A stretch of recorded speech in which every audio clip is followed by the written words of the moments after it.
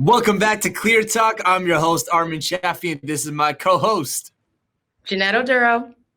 And this is the #1 show for coaches that need clarity and want to scale their business online. The big question is, how did coaches like us who started with nothing risk everything to build a business around helping other people? How do we go out there and get more clients, scale our message in the marketplace, all while making a huge difference in the world? That is the big question, and this show will give you the answer. So welcome back. We go live every single Monday at 12 p.m. Eastern time. We've been doing that for over a year now, every single Monday at 12 p.m. Eastern time in the High Ticket Coaching Community Facebook group. If you want to be a part of the live show and you're watching this somewhere else, then make sure you join that Facebook group at highticketcoachingcommunity.com. Now, if you're on YouTube right now and you love content, free content around how to scale your coaching business, how to charge more for what your worth is, how to be able to build high ticket coaching programs, then make sure you hit that subscribe button and that little notification bell so that you get notified every time we release new videos every single week, which we do multiple times a week. Now, if you're on Facebook, why don't you drop down in the comments below where you're commenting from, where you're viewing from,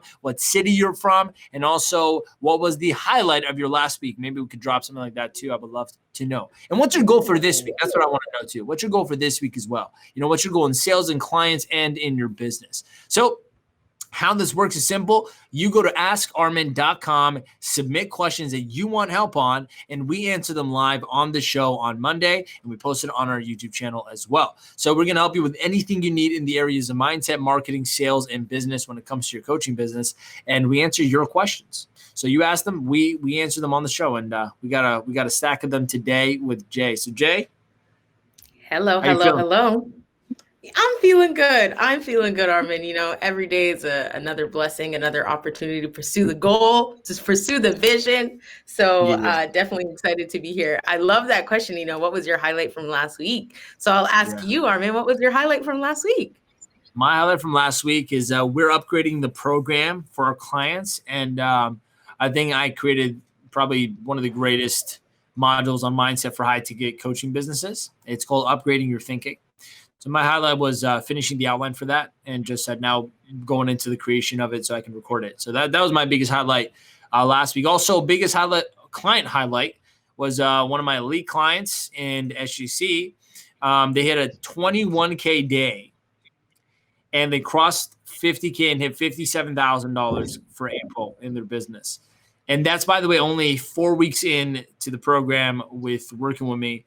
And 20,000 of that was in the first 4 days, which is pretty crazy. These guys are crushing it. So huge shout out to Eric and Brian.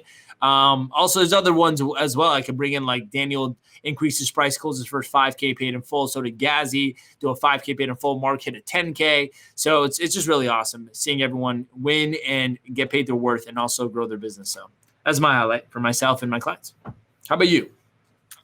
I love that. So I guess my highlight was definitely a client highlight as well. I think last week, you know, a collective energy amongst students in our group was definitely around, you know, everyone making a decision, you know, and a lot of our conversations with our students last week, both on the coaching calls and personally one-on-one, the calls that I had with them, you know, everyone is just feeling renewed. Everyone is just making declarations to themselves about, you know, how they want their lives to look. And they're really being at cause, you know, and I really appreciate it. I love that. I love hearing everyone's, you know, I love hearing that everyone is like feeling good and ready to make decisions. It's the most exciting thing. And, you know, there were a couple of conversations I had last week that I didn't anticipate coming. You know, I thought they would need more time. You know, I was like, you know, you can't rush everybody as a coach. You got to be, you know, you have to be supportive of the journey that they're on. And then, you know, a couple of our students surprised me and I was like, oh, okay,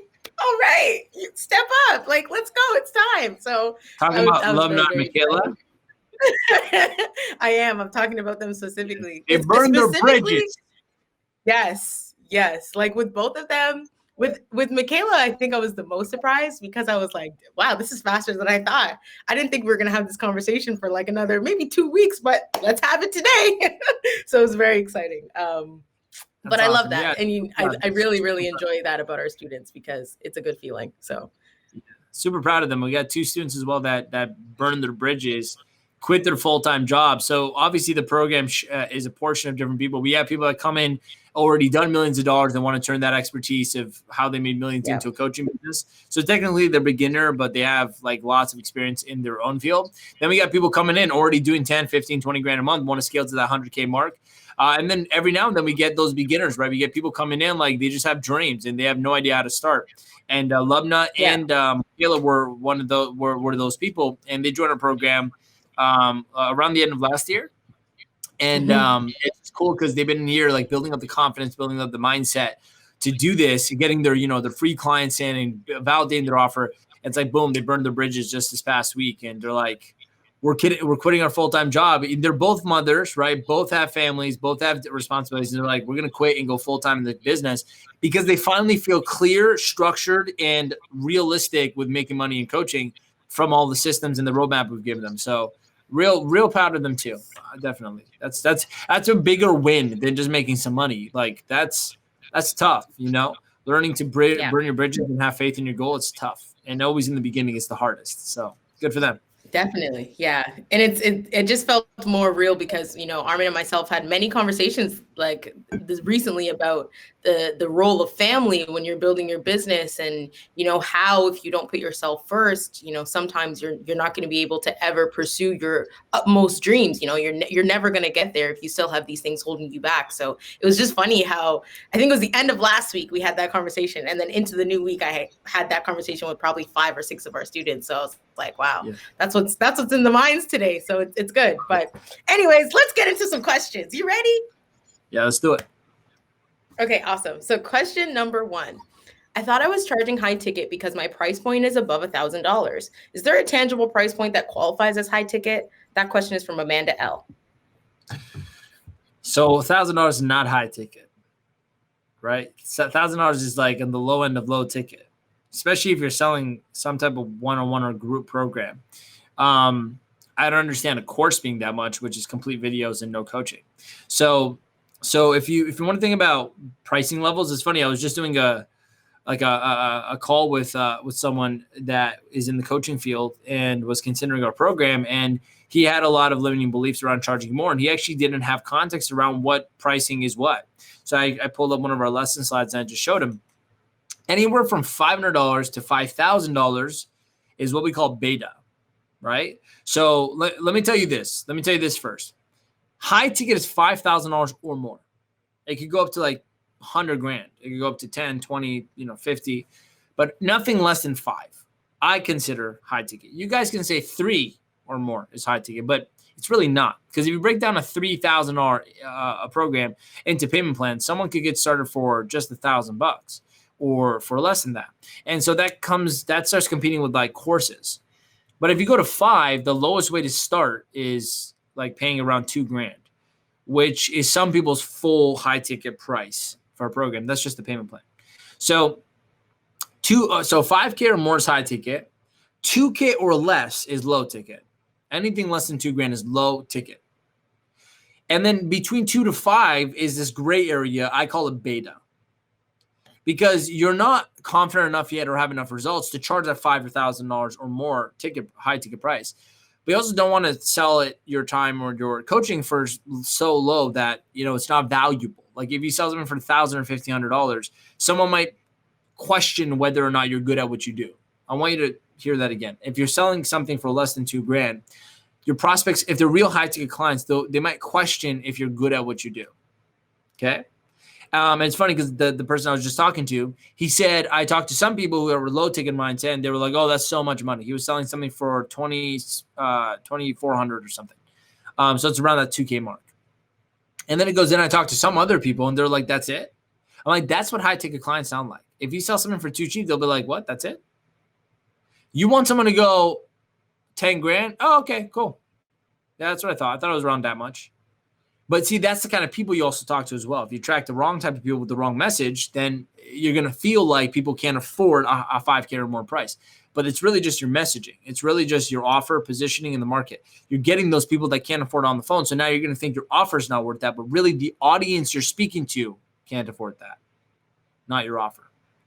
So that's the pricing. 5K or more is high ticket. 2K or less is low ticket. Gray area is 2 to 5, which is beta, which is it's acceptable because you're charging lower than 5 as an exchange for, like, it's a beta version. So you want testimonials as well. Not that at 5 you won't get testimonials, but specifically you're charging less because you're doing it for creating case studies and success stories.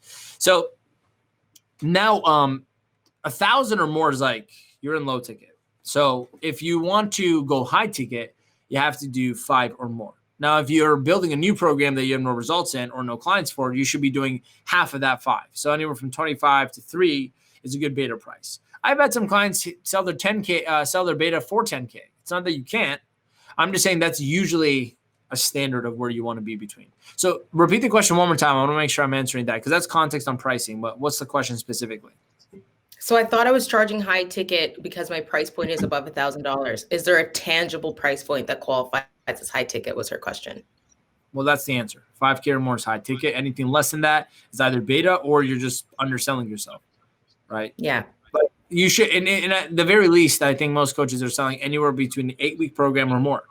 So you got to think about that, right? Like you're charging something for $5,000. That's only $2,500 a month, right? That's nothing in sales. That's really nothing. And you're seeing this person continuously every week. If that's one-on-one, even in group, it's the same. So, yeah. Awesome. Yeah. So our next question then just piggybacks off that. So how do I know my offer has enough in it to be classified as high ticket? That's from Leo R. So there definitely is like deliverables that should be in every program to make it worth its cost. Like I'm not saying it's not about that. I also know people that sell literally just seeing them, nothing else, just seeing them once a week for like $20,000 plus. So it's not like it's not absolute, but here's the fundamental stuff, like the basic stuff you should have in every offer. And then I'm going to tell you how to know if it's worth what you're charging. Fundamental stuff is they should see you consistently. Okay. So weekly is usually best because you want to keep them accountable. After a week, a lot can happen. If you go bi-weekly, it's fine, but it's not good for the client. Like I'm being honest. Like I've done monthly, I've done bi-weekly, and I've done weekly. My clients get better results when I see them every week because we're on a short leash. So every time something happens, it's enough time for us to fix and adjust and fix and adjust. So weekly, I would say, would be no matter what you sell should be in there, whether it's group calls, one-on-one calls, or some type of group call in an on-demand program. The other one is you want to create some form of worksheets. So if you don't have something to give them to work with you on, it's going to not only feel weird, like they're paying for nothing, they will feel that because they're like, what am I paying for? Just your words. But also you're going to be unorganized. Like I found my best coaching clients have been when I give them like, here's your roadmap. And then here's this worksheet. I want you to finish it by the next thing. Here's your homework for the next session. And go do these things. So like Google Docs, like a simple Google Doc with questions in it or step-by-step stuff in it. And they have something to actually collect from you and do. So that turns you into a great coach, which is what I call a great coach because you're adding a teaching element and a coaching element. Coaching is about asking questions and bringing out the greatness within you. But teaching is giving you the know-how and the how-to of what to do to get the result you want because not everyone knows what they should do or how to do it. But the strategy behind it is the coaching part, which is how well you do that thing. So I would also have an element of like stuff to work on. So whether it's videos you give them to watch or worksheets to work on like Google Docs, that's also, I think, should be in every coaching program because it shows that you also did your work to create a curriculum, to create something that they're going through with you. It shouldn't just be like calls with you unless you're selling accountability coaching. In that case, you would be selling $50 to $100 sessions because that's like a personal trainer. You're just selling time to be there with them to do something. Big breakthrough right there. If you're selling that much or you're an accountability coach, that's all you're worth. So that's at least what I know. Like a job is like $100 an hour, $50, and then all you're doing is accountability every week. So you need to have a curriculum from A to Z that takes them from where they are to where they want to be, which leads me into how you know if you have enough in your program to charge what you charge. If you at least meet with them once a week and you have some form of content or assets to give them to work on, that's all you need. You can charge anything you want, not based off what you're giving them in the program or what they get, but more so the result and the outcome of them working with you. That's how you know if you have enough to charge high ticket. So how do I know if I can charge 5, 10, or even 25 grand, which 25 grand is on my one-on-one program. I'm not even going to offer that for too long because it's too full right now. We're going to eventually turn that into a group mastermind. But right now I have $25,000 clients. All I'm doing is seeing them every week, and they get one-on-one access to me on Voxer, so they can talk to me throughout the day. Like no one else has that. My clients have to wait in the program on the group calls or to post in the group. They can't directly get on a call with me, but these guys can. My elite clients can directly talk to me. So that's another thing, more access. But also we have Google folders with Google Docs in it. And there's like things they get like assets they get on how to run their business better. So all I did was give them Google Docs and my one-on-one time. That's 25 grand USD. So I'm telling you, because I've sold so many of those, it's not about having more things in it. It's about the result, because that program is a guarantee to the step-by-step process to get into 100 grand a month. That's why 25 is a no-brainer, because I'm 4 times in the result, and that's just in 1 month. Again, one of my clients who hit 57K just their first month into that program, doubled their money, more than doubled their money. And they're on track to hit 100 now for this month. So my point is, it's not what you give in the program, not like the deliverables. The basics should be, you should see them consistently. You should give them assets to work on and maybe more access to you if it's one-on-one, right?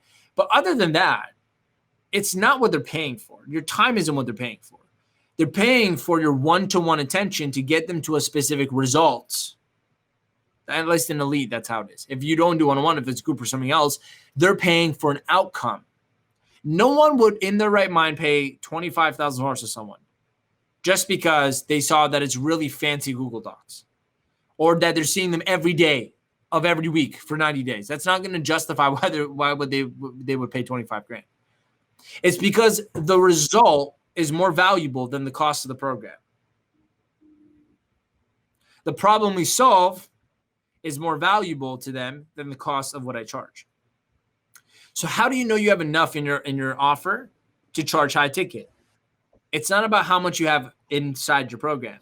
It's about what is the end result of that program, and is that more worth than what you charge high ticket, right? So in elite, I promise that I give them everything they need to hit 100 grand in sales or 100 grand a month in sales. It depends on where they're at. If it's a beginner, they go from 0 to 100, right? Because they get that first 6-figure breakthrough in 90 days. So I'm challenging myself to do it with them. The second person has money coming in, but they want to get to 100 grand a month. And that terms, it's a lot more scale based in systems. But 25 grand then is for that result, not for what they get from it.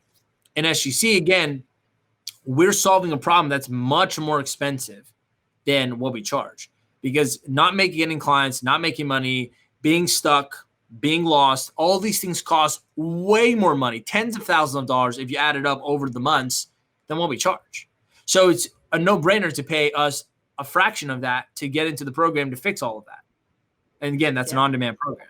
So summarized answer, bare minimum things you should have in every offer is assets you give them, the client to work on. So like Google Docs, worksheets, things that they could do videos if possible. Consistent coaching, so consistent meeting basis. And level of access depends on the price point and what the offer is.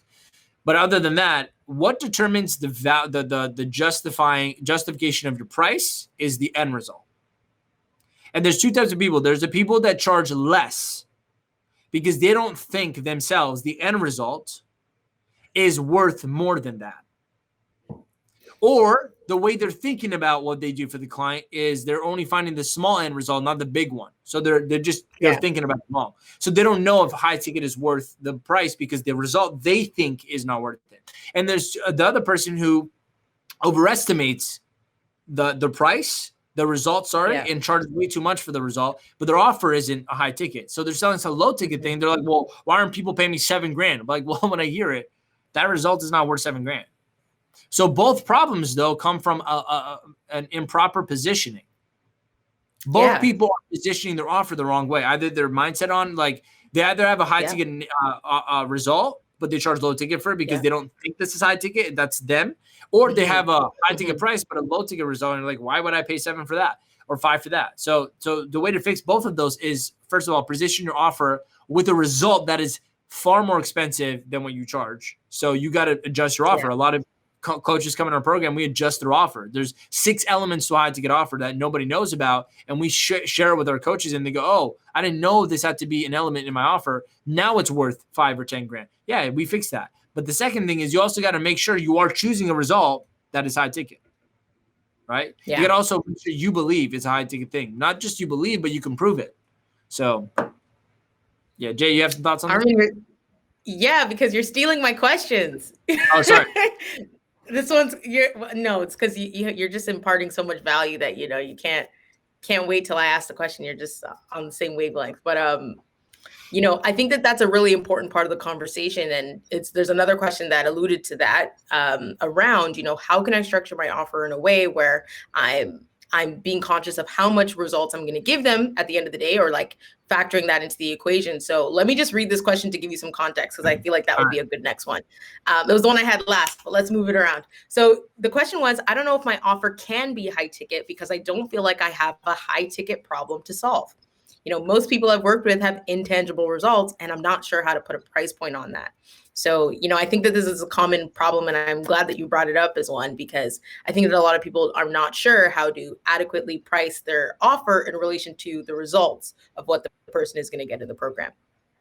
Yeah. So again, you should be more focused on the problem you solve, and the price should be the last thing you think about. Because technically, if you are convinced in the problem that you solve is a big one, any price then you charge is worth it. Okay. Right? Yeah. Like you should think in reverse. Like some people like try to create the container and be like, how much water can I fill in it? Well, let me build the container first. No, how much water do you want? And then build a container for that. So I remember like when I was making my lead offer, I'm like, I didn't think about what can I charge $25,000 for? I didn't do that. I thought to myself, I'm like, okay, what is the next and the best possible thing I could help my clients achieve? I'm like getting to a 6-figure month, because we help a lot of people crack the 5-figure months, right? We help a lot of people get to that 10K, 20, 30K, because it's literally a matter of a couple of clients at $5,000 or more. So I'm like, what's the next level? What can I help them next? And I thought about the problem and the desire. I'm like, well, the problem would be they don't know how to take that and multiply by 10. If they hit $10,000 or $30,000, they don't know how to 5 or 3x that doing what they're doing, because what we're teaching in SGC is like gradual growth until 100K a month. I'm like, and also it's going to take someone maybe 6 months instead of a few months to hit the same number. So I'm like, time is another problem I'm solving for them, because they don't have to waste so much time doing it on their own. And with the group calls, like waiting and going through their own, I can crunch time for anyone who wants to get them to 100K a month much faster. So then I thought about it. I'm like, okay, well, if I can get them to 100K, I mean, what's a reasonable price? And the last time I sold a lead, it was, I think, 15. And I'm like, well, I can't do that, right? Because I can't do that. So I'm like, what? 25 is worth it, but here's the thing. I could have said 30. I could have even said 50. Would I have got a couple more people that say no? Yeah. But I would have had the same couple of people that said to say yeah to that too. So it would have bounced out the same amount of money, and I would have had less clients. But because those clients are going to double their money anyways, what's the difference? So my point is, I didn't think about how much, what do I want to charge, and like, what can I put in that? I thought, what do I want to solve? Like, and what do I want to charge for that? That's worth it for me. So I'm like, of course, if I 4X your business within 90 days and give you systems and places and access to things, and the amount of time I would go into like working with them on making decisions, of course I got to charge something good. So 25 is worth it to get to 100. I could have even done 30. I could have said 22. If maybe my belief was low, I would have said 10. Right? But I can't quantify like a $10,000 investment going to $100,000. Why would I charge only 10? You're gonna make if I'm teaching you how to make $100,000 a month, that's $1.2 million. Even 25 now sounds small when I say that. I could easily say I charge $100,000 to show you how to hit $1 million in a year, because that is what we're doing, because we're showing them how to scale to 6 figures a month. So see how I just did that? I just shifted perspective. Yeah. Offer just went up in price. It's literally your position. By position, I mean your perspective. It's how you choose to construct and perceive the offer in the marketplace and yourself. That's what determines your price. That's what determines a price that feels good to you. Like, a big thing I do with clients in our program is coaches will come and go, I just don't know if someone will pay that much. Okay. I go, hold on. What do you do again? And it'll be something. All of them always tell me something transformative. Like either they change their bodies, they change their confidence levels in their life, they change their business, they change their marriage or their kids' relationship with them. So I'll give you one example, a parent coach. I'm like, hold on. You resolve conflicts between parents and children. So the parents pay you money to show them how to mediate and essentially resolve all conflicts with their children so they can have better relationships with their kids and influence over their kids. I'm like, do you know how much time and money and energy and emotion it costs them to have that problem? I'm like, you're telling me you can't charge $5,000 in exchange for them having a better future with their kids? You actually think having a better future with their kids is less expensive than $5,000? It's cheaper than $5,000. Then you either have a bad viewpoint of what you do, or you're in denial that what you do is great.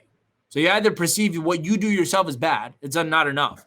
Like you don't actually think it's a big deal that you're helping your clients change their relationship with their kids. If that's a you problem, because you don't believe in what you do is great, or you don't believe, you're in denial that what you do is great, and you're not willing to charge that. Like, you get what I'm saying? Like, yeah, this is crazy. Just do that mindset shift, just pivoting, right? Yeah. Perceptual pivot. Makes them go, oh my God, I could charge more. That little mindset is just the starting point of charging high ticket. Now we show them how to craft the offer, what to put in it, how to price it, what to name it, all that stuff.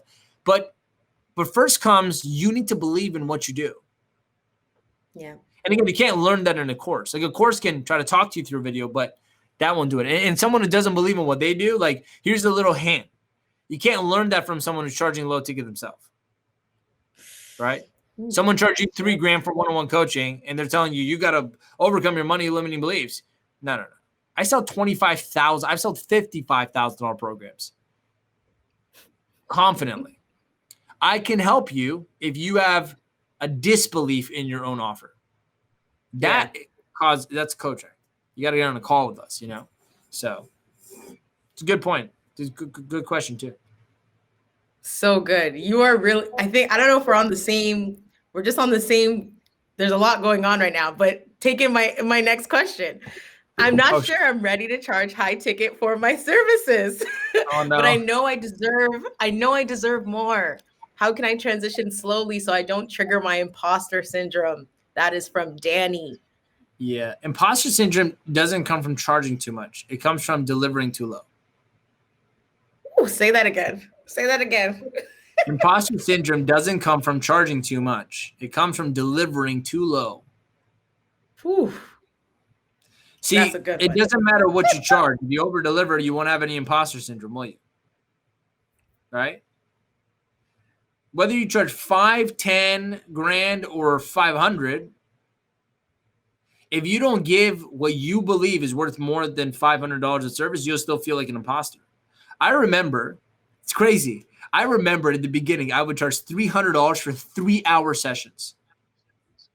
That's $100 an hour. I had no previous experience, no certifications, no training. I barely knew much. Now, like obviously looking back now, I knew nothing. But at that time, I had maybe two or three different tools. That's it. For how to create change. That you did really, really well. A breakthrough, emotionally get them. Yeah. Yeah, and I did them really well because I practiced them all the time on myself and my friends.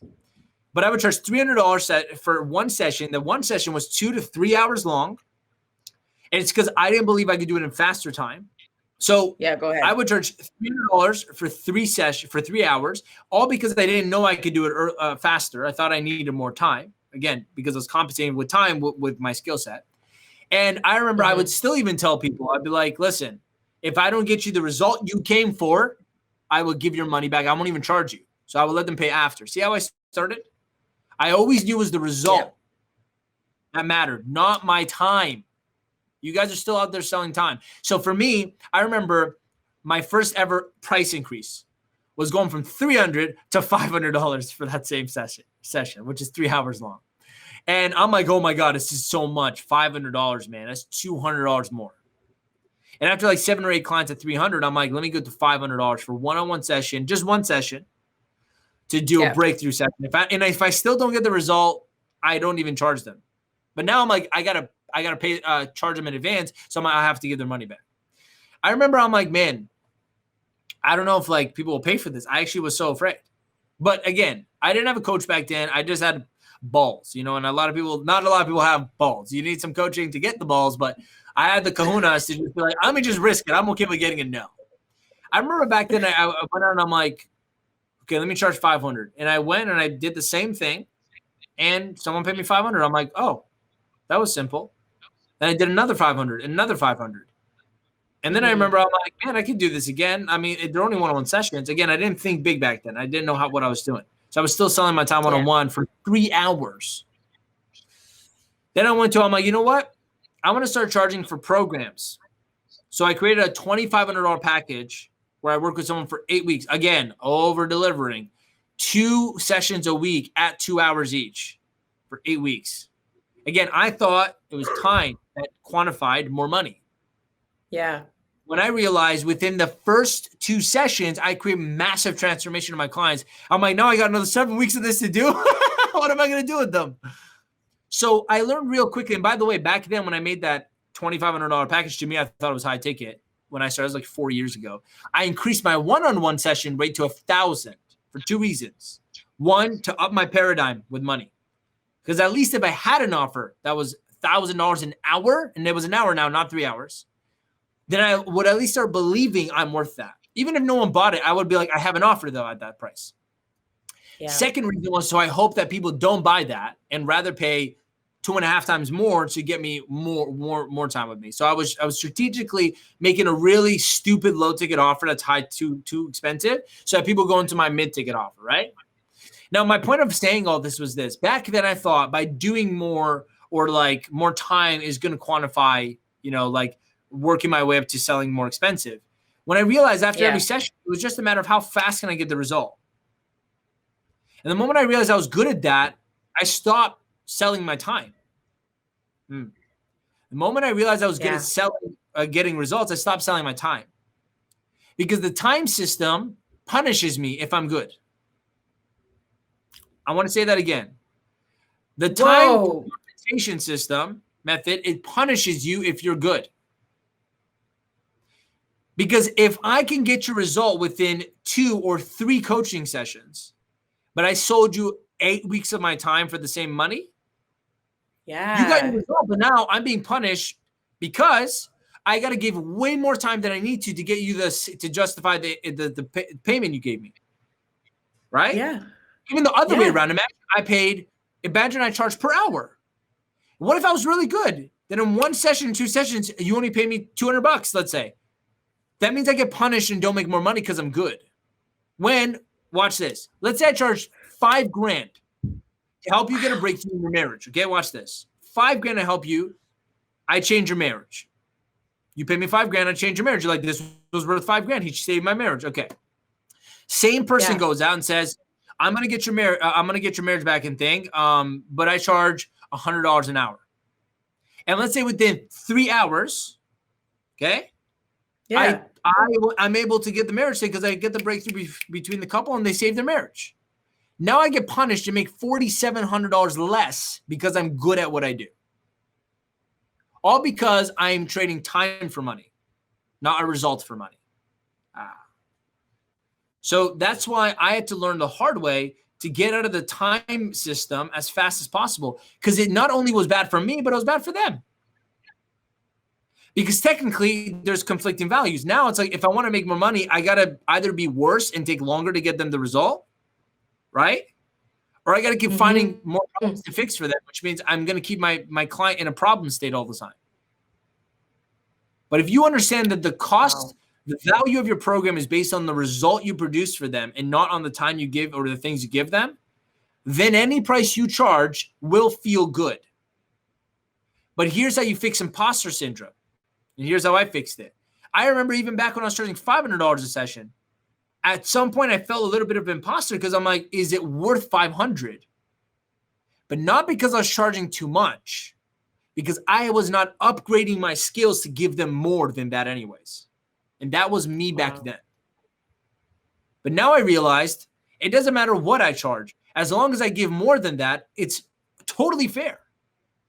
That's how I can charge 50 grand, 25 grand for coaching now. Because I know the result is what we're after, not my time. Does that make sense? So to sum back up this lesson, imposter syndrome is never a result of charging too much. It's a result of delivering too low of value. It's not delivering results. So fastest way to beat imposter syndrome, and you don't have to wait until you get enough, like work your way up to high ticket. No. If you don't get over imposter syndrome now, you'll never get to high ticket. It's not like when you get to high ticket, you won't have imposter syndrome. Going high ticket is a result of removing those limiting beliefs, those fears. So it's not like you got to get there and then you get rid of the imposter syndrome. No, the imposter syndrome is what's keeping you from getting there. I want to make sure you understand this. So here's how this works.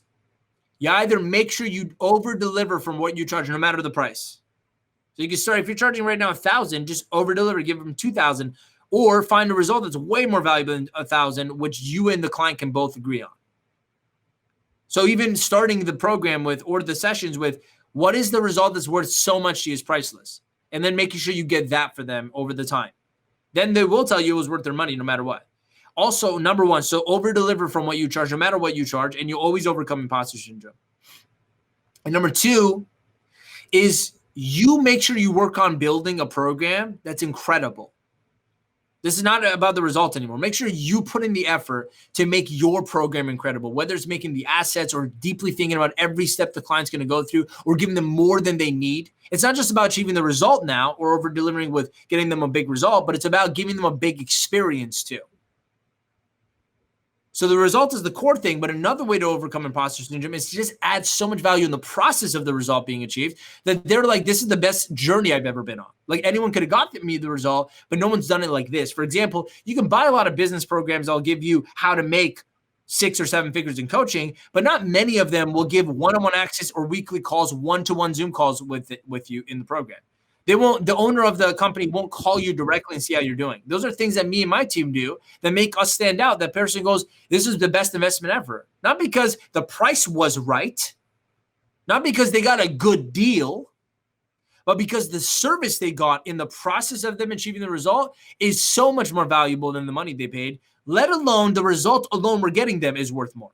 So now it's like double on top of each other. It's impossible to feel imposter syndrome when you're going the extra mile. So you don't get imposter syndrome ever from spending, from charging too much. It's when you're delivering too low. Wow. That was good. That was really good. It even makes it leads me to even think about, the economy and how, the more that people charge less for things, it's usually because, the raw, ingredients that they're using are cheaper or, things along those lines, or they've cut corners. And, you get these opportunities where you have things that are cheaper, but in actuality, they're not, because the value within the service that you're being, or the product, that you're buying is not up to snuff. So I'm just like, I'm actually having like a real life, comparison to what we're talking about right now about, cheaper things that people are always willing to buy and why they're so cheap to begin with.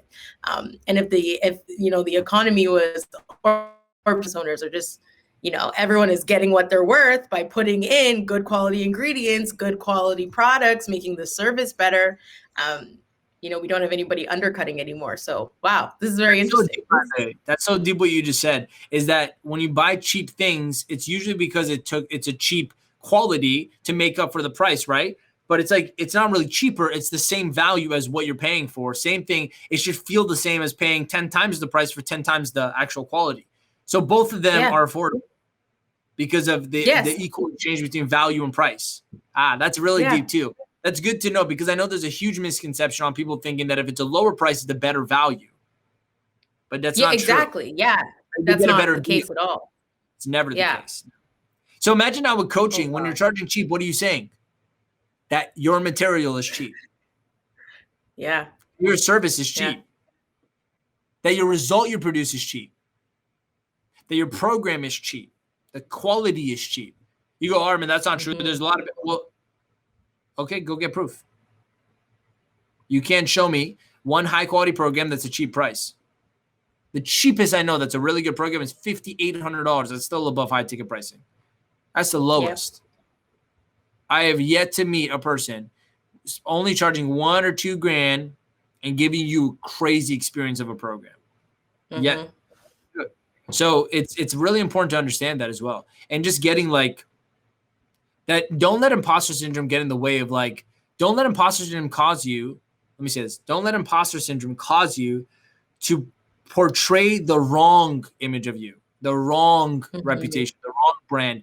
You are worth more. If you're in coaching, it's because you care about people. You want to help them get and solve problems in their life. Don't let that stupid limiting belief or that just misunderstanding around money and value and results cause you to put yourself into a position where people see you as something less than you are. Like I told you, if you actually get on the phone with high ticket clients, they will be shocked if you're charging less than what you should charge if you do your job right. So here's a good way. Here's a good little like homework thing people could do. If you're selling a low ticket thing like $2,000 or less, and people on the phones are either giving you still pushback on that or saying, okay, sure, it's easy, or like they're just okay with it. It's like, it's no big deal. Or they're giving you issues. That means that the result you're showing them that they're going to get for that money is either less valuable or just as valuable as what you're charging. That's something to go back and observe and analyze in your business. If you're getting if you're getting lots of like, oh, that's it, that means the result you're telling them they're going to get is much more than what you're charging. So what does that mean? Increase your price. Because you're going to start getting calls that go, okay, yeah, no problem, because they expected that. I know a lot of people that get from just my webinar or just my marketing, a lot of people get on our calls and they go, oh, I thought it was going to be twice the amount of that. Yeah. I'm like, yeah, because the marketing's so good. We're portraying such great such great results. People go, whoa, you're only charging that? And it's funny because we charge a pretty high ticket price, but it seems small in retrospect to what they're going to get from the program. And then guys, at the end of that, it's like, it's just a matter of, do they actually have physical cash or credit to pay you with? It's not a matter of, is your program worth the investment? It's a matter of, do you just have the money to actually do this? And then you just separate the people who can't afford it and can't afford it. Can't and can. But the problem is most of you think the can and can't afford it is your dilemma. It's your paradigm with calls, when really it's people just saying it's not worth what you're saying. They just won't tell you that. So my biggest takeaway though from that whole session was imposter syndrome isn't about doing too much. It's about delivering too low of value. So it's so easy to, by the way, it's so easy to fix that. Just make sure you over deliver. Like make sure you get them the result, over deliver. Now there's no room for imposter syndrome because you earned it. Yeah, definitely. So you know I'm going to cut this out.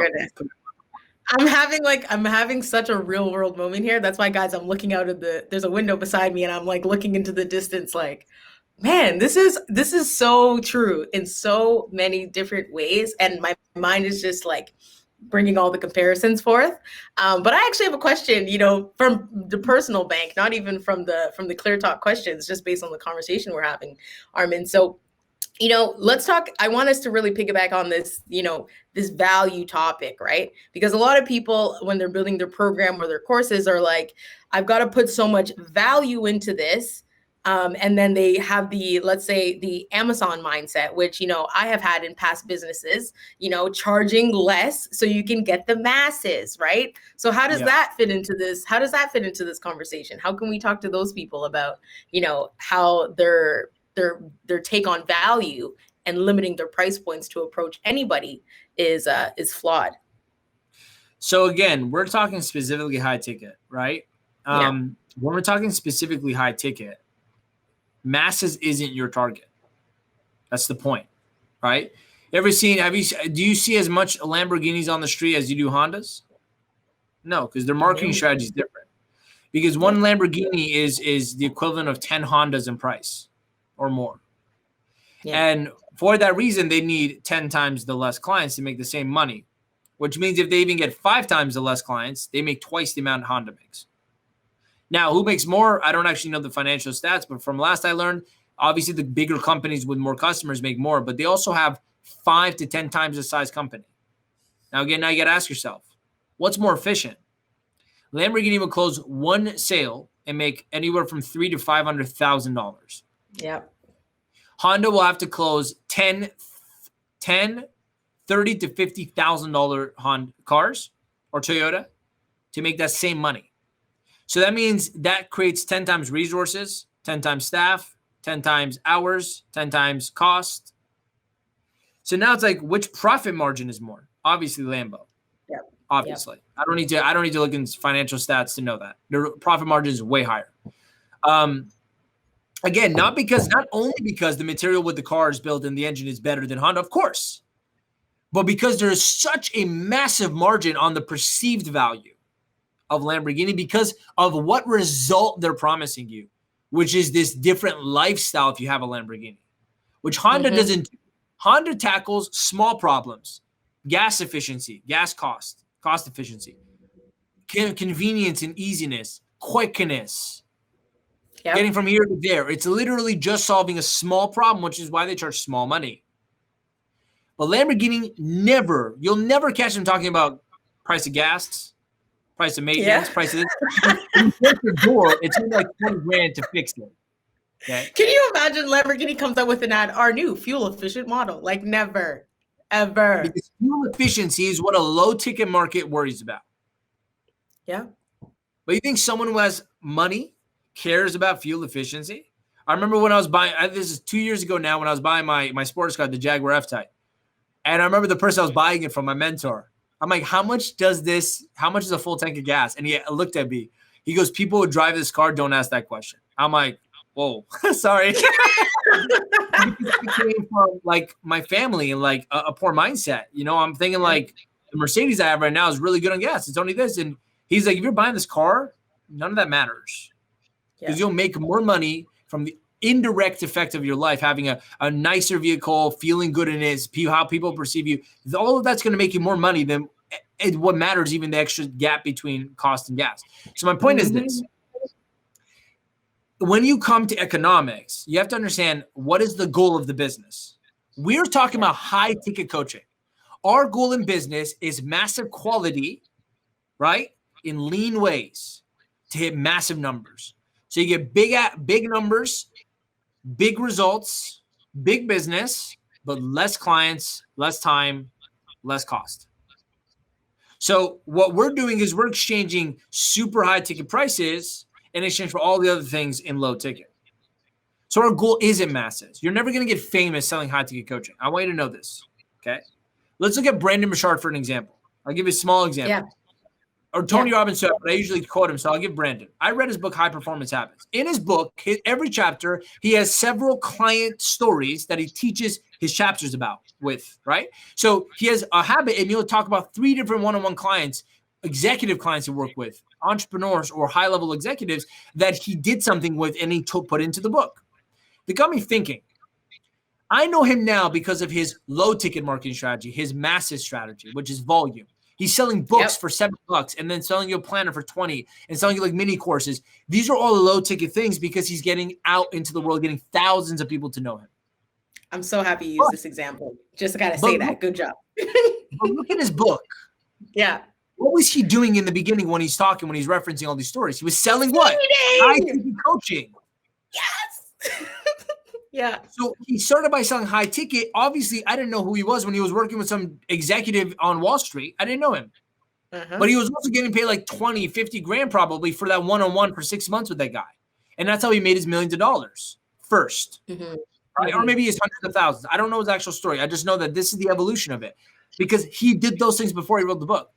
After he made all this money capitalizing on a small marketplace, which is called high ticket, level 1 and 2 targeting, teach us in our program. Then he expanded. He's like, I want to reach more people. He didn't necessarily want to just make more money because he will if he reaches more people, obviously. But he's willing to now take all the money he made with profit margin and put it into a more costly system, but to get more people to know. Why? Because his goal is different. His goal isn't to make money and retire, or else he would have retired right there. He wouldn't have wrote a book. He wouldn't have cared. His goal is to become an influencer, to become famous, right? To have affluence in the world. Okay, so then now he goes and writes a book, creates courses after his high ticket business, and he teaches in do-it-yourself assets like books and courses what he learned in his high ticket coaching. What does that also tell us? That you should always have high ticket coaching before you try to go wide and talk to people and write books and do all this stuff. You get to trying to write books and make courses to sell your high ticket. It's reverse. This is good stuff. This is good stuff. Now what do we do? You can buy his book for $7, but if you want now, he can move you up to the high ticket. But that's an expansion plan, and the goal is different.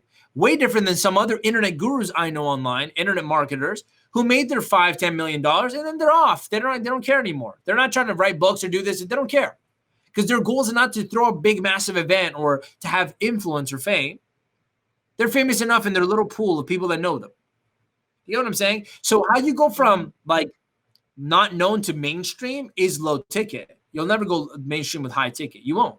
Not enough people know you. Imagine one client sale will be the equivalent of anywhere from 10 to 20 client sales in low ticket at high ticket, which means you have 20 less people that know who you are now because they didn't pay you to work with you. One person did. So the exchange value becomes you give away like you give away like fame for like more money. But I think it's much easier to make money first and then invest it into the influence, the growth of influence and audience than it is to do the other thing. Because if you try to grow an audience or influence and you haven't done anything or you have no money, you're just like everyone else now that says I'm a bestseller of a book somewhere on Amazon, but no one knows who they are because they've never sold anything in their life. And that's a cold truth, but it's true. So, great question. I had to ask it, honestly. So, oh, wow. This is good stuff. We actually have some comments, so I'm going to take a look at Facebook here. Lauren has said, the justification of your price is your end result, and imposter syndrome doesn't come from charging too much. It comes from delivering too low. One of Armin's best quotes from today. Ian says, this is such a great conversation. Thanks, Ian. Upton said, that's why you don't see Lamborghini or Rolls Royce at regular car shows. Mary says, hi, you guys are the bomb. That's all. Hey, Mary, love you. And Arvin actually has a question.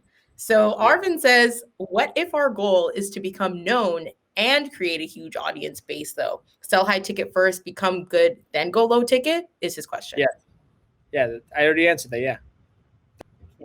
Because if you try to go build a big audience, get famous and all this stuff, and you have no money, you have really no big accomplishments in your business, or you don't have a high ticket offer. First of all, not having a high ticket offer before you start going to mainstream is stupid because you have no way to make profit in the back end of your business, which is how all these big guys make money because they built from inside out, not from outside in. Very important to understand that. But that's a logistical reason, which is like, I don't have something to make profit on. It means your company won't survive. Your business won't have enough money to put back into things, and you're spending all your money to get famous. And trust me, I've gone that route first. I was an idiot. Okay. So have I. I ran events for low ticket. And because I wanted the feeling of and I thought, by the way, getting more famous is the key to becoming successful. It's not. Okay. Because I toured and I did multi-city tours in different countries, but it didn't grow my company. It just made me feel better. That's me being honest, eh? Yeah. Now it's like barely anyone knows me. There's like whatever, less than 100 people in our high ticket program, like 70 now, right? As of right now, only 70 people know and like love us. Whereas before, hundreds knew us every time we did an event. But our business is exploding in terms of money, efficiency, value to the client. Impact, right? So it's like, I don't care yet. I don't need everyone to know who I am. I don't need to be a household name yet. It doesn't matter to me right now. I'm doing things in the right order. See, if you do the right things in the wrong order, it's still doing the wrong things. Right? So if you try to go become famous, build an audience, people know me, think about this. And you're broke, you have no money, you have a little bit of money, you barely even know how to charge, you have limiting beliefs around money, you don't charge high ticket, like you don't have a high ticket program. How do you think becoming famous is going to go for you? No one's going to care. No one's going to know who you are or care. Legit. But maybe you're going to realize you don't do shit. I'm telling you, I've been there. And I was really good at making it perceptually look like I'm a millionaire. Not that I ever tried to, but people thought I was. But that didn't mean I actually had that money. That didn't mean I actually had that lifestyle. It doesn't mean it looked like I did. And that was a problem for me. I had to stop bullshitting myself and bullshitting others and get real with the program. And that's what changed my life in 2020 with COVID. COVID was a natural phenomenon that helped me move into that. I was already moving into it. But it pushed me into it instead of letting me walk into it. So, no, if you try to get fame and build a list and all this stuff, before you have any money, any success, anything, any credibility from actual clients working with you one-on-one, high ticket, you won't actually become influential. That's what I'm trying to say. You'll just be a bullshitter. People will look at you and you're fake because you're trying to look like you're doing all these things, but you're not. And now you're going to create imposter syndrome because you're sitting there like, I'm not actually the person people think I am. Because you did it in reverse. You tried to get the certificate before you finished school. You tried to take the money before you got the result. Well, obviously you get the result after you get the money, but you know the point. Yeah. Right? You try to get the keys to the car before you bought it. You tried to get the fire before you put in the wood. Now you're like, I don't deserve this fire. Love it. Right? I love this. Yes, this is real talk. You need to do it in order. You need to do it in order. And I want to modify that last quote because I know Lauren's going to use it. Imposter syndrome is not about charging too much. It's about delivering too little, not too low. Yeah. Right? It's not about charging too high, too much. It's about delivering too little or charging too high or delivering too low. But low doesn't make sense. Little is what the point is. Right? Either the result's little or your service in the process is little. So. Great question, by the way. Arvin followed up to say, true, I also hosted a seminar with no real back-end high ticket offer. So, yeah. And then Mary, sorry. I just want to say, Arvin, that specific question, that was the breakthrough I had, man. Because for the first 3 years, I thought, like you thought, like getting more known is the key.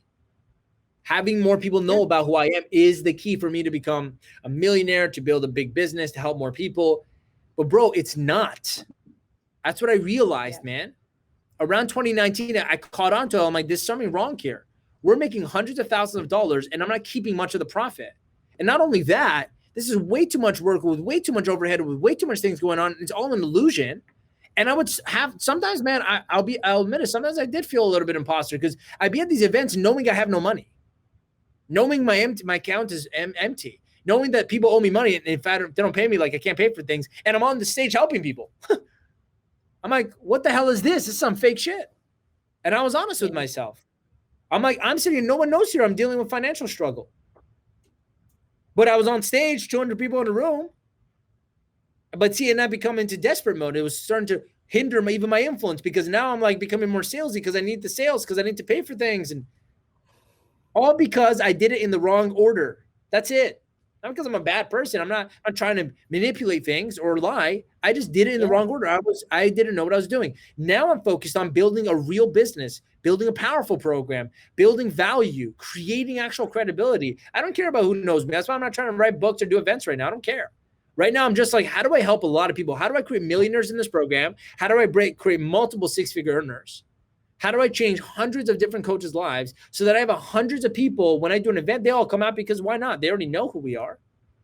Yeah. And they can go tell even 2 people each. That's 3 times the audience like this overnight because I have impact now in these people's lives. I have leverage. I have clients that love and trust me and that I've gotten them way more than what they pay me.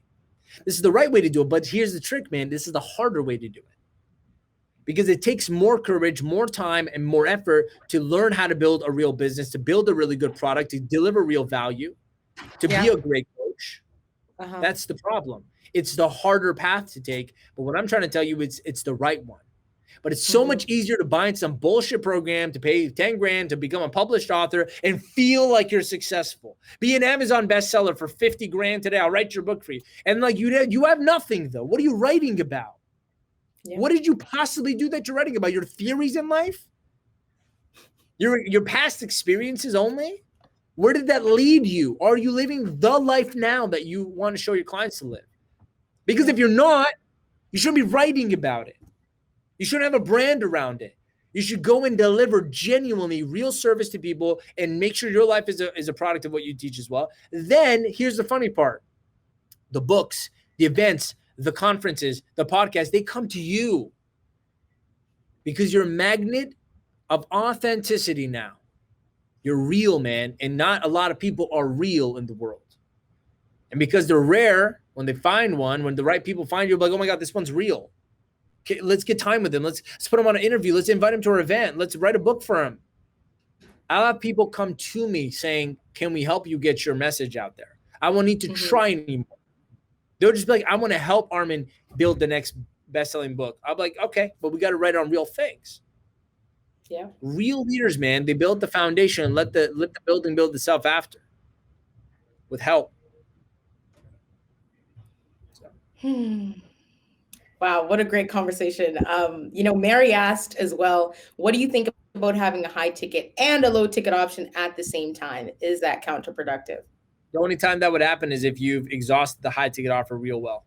So until you've done at least $1 million in sales in high ticket, you shouldn't be thinking about low ticket. Stop flirting with low ticket shit. That's the point. That's the point. That's the whole point. If you try to do both at the same time, you'll do both really, really crappy.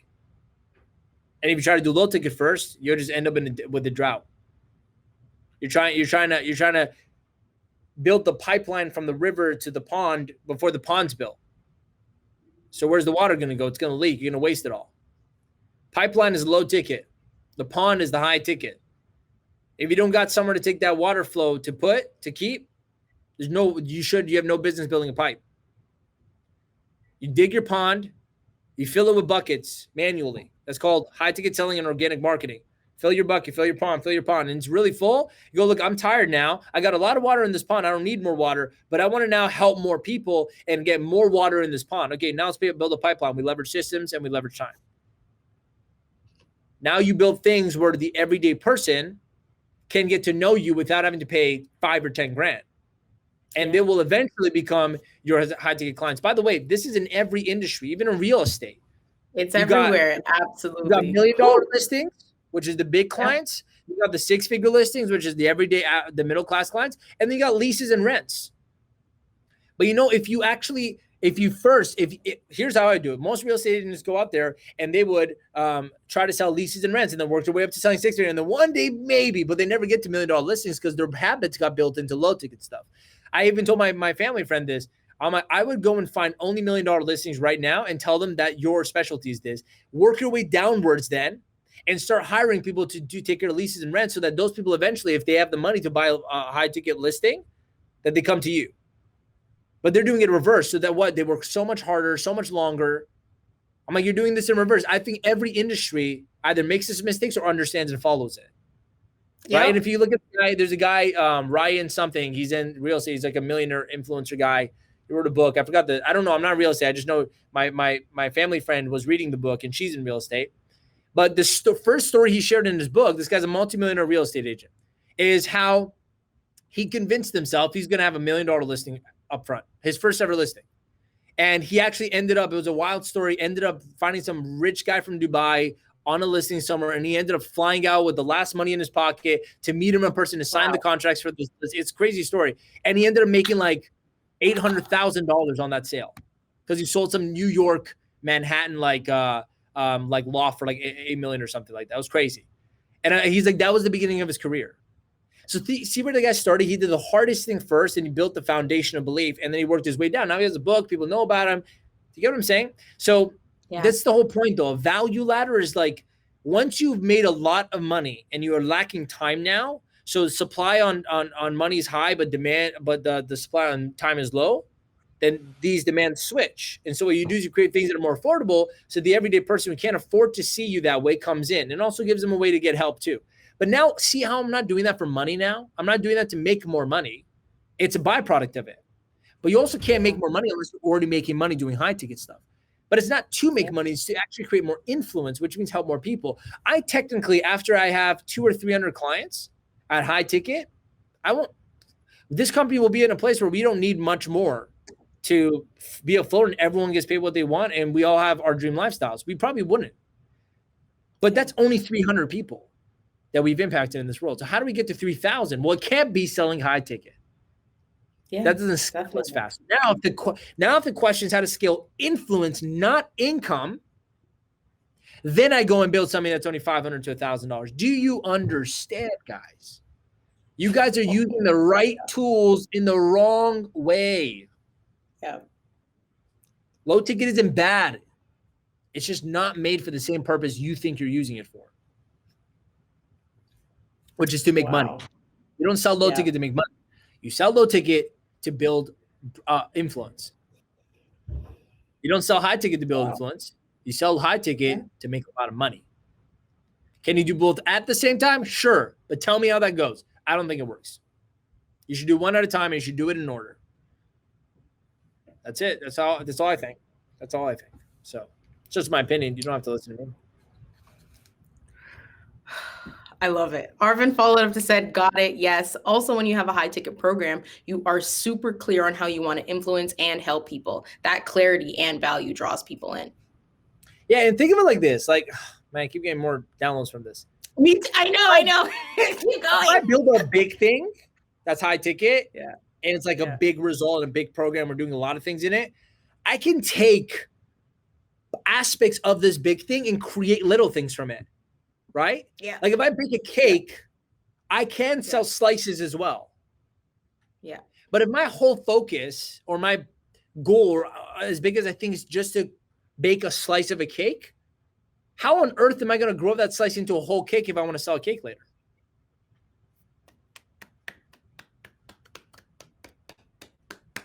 Right? You guys, like, you can't take a small low ticket, like hourly coaching or like a small package thing and try to think you'll go high ticket from it. You won't. You butchered your experience now. You butchered your habits. You have to stop immediately, burn the ships and restart. Because you don't go from low to high. It's unnatural. It feels logical, but it's not. Because if you start with something small, you can't build something big out of that. It's a small thing by nature, which means you've been thinking small the whole time. Mm-hmm. But if at least I think big and I create a big program and a big ticket and a big, I first of all start with a high standard. And if I want to dial down to the everyday person, I could just take aspects and give it away, which is what we're doing next. Mm-hmm. Yeah, man. So good. So good. Oh my gosh. Marie says, your strategies of helping 19 people to get results and learning from them, it's amazing. Thank you. I did it and I'm learning lots. Good to hear from you, Marie. It's been a while. So I'm glad to hear that's working for you. But wow, this has been a jam-packed episode. Lots of great value around, building a high-ticket mindset. And I'm just really, I'm just super grateful for this message because it even makes me think about even to me selling products and services that had nothing to do with coaching way back in the day, at these super minute price points, thinking that influence is the answer. The more people who know who I am, regardless if they even know what the hell I do, is way better, just getting out into the marketplace and being like, I'm here. I want to help you. I can give you this. This is this. This is this. This is this. Good value. Good value. Really, just really cheap prices. But and it's definitely a mindset shift when you start higher and then you get lower, all the lower price points that you see and the people who you're comparing your market price to. So, if we even want to talk about Jeff Bezos and Amazon and how Amazon is technically, a cheaper price and at a cheaper point, but you guys really have to think about the amount of overhead that Amazon is taking on and how they're even able to do things like that. When we're talking about Brendan Bouchard, how he even went from high ticket to now having these low ticket offers and funnels where he has books shipped out to people where they just pay for shipping. There's a reason for that. It's all strategic and put into place.